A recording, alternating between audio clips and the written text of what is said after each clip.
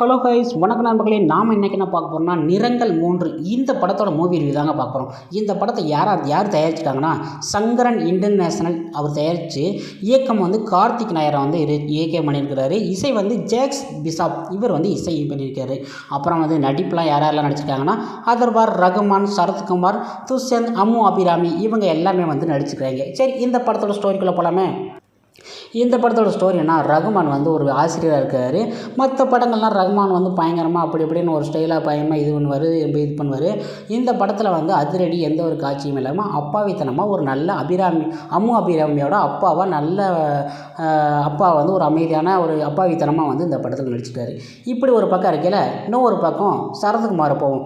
சரத்குமார் என்ன பண்ணுவார்னா லஞ்சம் இந்த மாதிரி இதெல்லாம் வாங்கிட்டே இருப்பார்.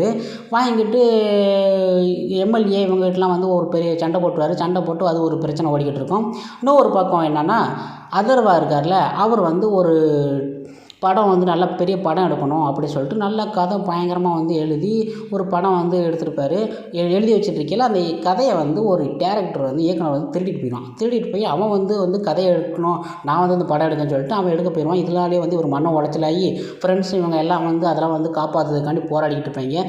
ஆனால் இதில் ஒரு கேரக்டர் என்ன சொல்லப்போனால் அதர்வாவோட நடிப்பு பார்த்திங்கன்னா ஃபுல் அண்ட் இந்த படத்தில் எப்படி கஞ்சா அடிக்கணும், எப்படி போதை அடிக்கணும், இவர் பல படங்களில் முன்னேறி நடிக்கணும் அப்படின்ட்டு முயற்சி பண்ணுற கட்டத்தில் இவருக்கு இப்படி ஒரு கதாபாத்திரத்தை கொடுத்து அவரை அந்தளவுக்கு இந்த படத்தில் மட்டம் தள்ளி ஒரு போதைக்கு அடிமையானால் எப்படி இருப்பாங்க அப்படின்னு சொல்லிட்டு அதுவும் நேச்சுரலாக அப்படியே காமிச்சிடுறாங்க.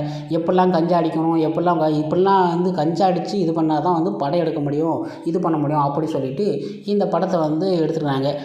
அப்புறம் இன்னொரு பக்கம் பார்த்திங்கன்னா அம்மு அபிராமியை ஒருத்தன் லவ் பண்ணுவான். அவனை லவ் பண்ணவனையும் ஒரு பொண்ணு அவன் லவ் பண்ணுறவன் அந்த டைம் ஒரு நடந்து போயிட்டு இருக்கிற ஒரு பொண்ணை கடத்திட்டு போயிடுவாங்க. கடத்திட்டு போனவனையும் அம்மு அபிராமியாக தான் கடத்திட்டு போயிட்டாங்க அப்படி சொல்லிட்டு இவன் என்ன பண்ணுவான்னா பின்னாடியே தொடர்ந்து போராட போவான். அப்போ என்ன ஆகும், இந்த 3 கதையுமே ஒன்றா சேர்ந்து ஒரு குழப்பத்தில் அப்படியே அம்மு அபிராமி பக்கத்தில் இந்த கதை நிற்கும். இதுதான் இந்த படத்தில் அப்படி என்ன தான் இருக்குது அப்படின்னு சொல்லிட்டு நினச்சிங்கன்னா அதில் ஒன்றுமே இல்லை அப்படின்னு தான் நம்ம சொல்ல முடியும். ஓகே ஃப்ரெண்ட்ஸ், இந்த படத்துக்கு நான் கொடுக்க வேண்டிய ரேட்டிங் 5க்கு 2.5 கொடுக்குறேன். இந்த படத்தை ஏதோ எடுக்கணும், ஏதோ போதை பொருள் இது பண்ணணும், என்னமோ பண்ணணும் அப்படின்னு சொல்லி தான் இந்த படத்தை எடுத்திருக்கிற இயக்குனர். அவர் ஏதோ இந்த நடிகரை முதல்ல முன்னேற விடக்கூடாது, போட்டு தள்ளணும் அப்படின்னு சொல்லி தான் அந்த படத்தை எடுத்திருக்காரு. அவருக்கு அவ்வளோ பெரிய நடிப்பு மிக்க அதர்வா இந்த படத்தில் எப்படி நடிச்சிருப்பாருன்ட்டு நம்ம யாருமே எதிர்பார்த்துருக்க மாட்டோம். அந்தளவுக்கு மோசமான ஒரு சின்ன பசங்களாம் பார்த்தாலும் கெட்டு போகிற ஒரு போதை பழக்கம் உள்ள ஒரு படம்னு சொல்ல முடியும். ஓகே ஃப்ரெண்ட்ஸ், உங்களுக்கு வீடியோ பிடிச்சினா மறக்காம சேனலை சப்ஸ்கிரைப் பண்ணுங்கள், லைக் பண்ணி ஷேர் பண்ணுங்கள். இது போன்ற வீடியோ நெக்ஸ்ட்டில் செஞ்சிடும். நன்றி, வணக்கம்.